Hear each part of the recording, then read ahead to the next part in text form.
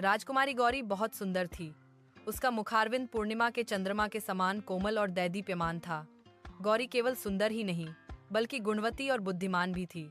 वह वेद शास्त्रों का भी अध्ययन करती थी। हे रानी, तू तो है सुंदर, इसमें कोई शक नहीं, परंतु तेरी सौतेली बेटी गौरी तुझसे 1000 गुना अधिक सुंदर है। रानी का ईर्ष्या से भरा हृदय अब और अधिक सहन नहीं कर पा रहा था। रानी ने उसे जंगल में मारने का आदेश दिया, पर दयालु शिकारी ने छोड़ दिया। इस प्रकार एक दयालु शिकारी की करुणा ने गौरी के जीवन की रक्षा की। गहरे और रहस्यमय जंगल में गौरी बेहद थकी हुई और डरी हुई भटक रही थी। उसके पैरों में छाले पड़ गए थे और उसकी आंखें नींद से भारी थीं। भटकती गौरी को एक कुटिया मिली, जहां 7 बौने रहते थे। जंगल के उस छोटे से साफ सुथरे घर में सन्नाटा छाया हुआ था।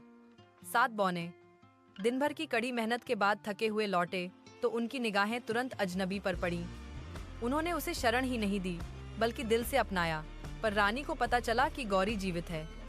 हे रानी, तू तो है सुंदर, इसमें कोई शक नहीं, परंतु पहाड़ियों के पार बौनों के घर में गौरी अभी भी तुझसे 1000 गुना सुंदर है।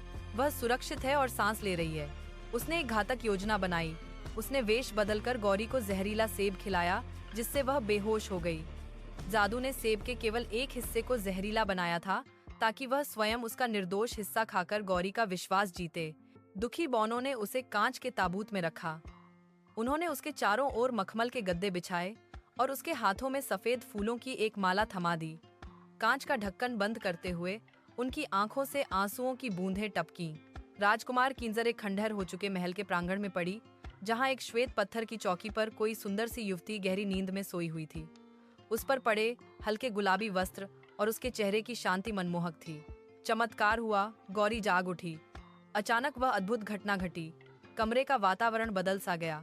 सूरज की एक किरण खिड़की से होकर सीधे गौरी के चेहरे पर पड़ी, मानो स्वर्ग से ही कोई स्पर्श मिला हो। उसकी पलकें फड़कीं। बस, राजकुमार उसे अपने राज्य ले गया और वे खुशी खुशी रहने लगे।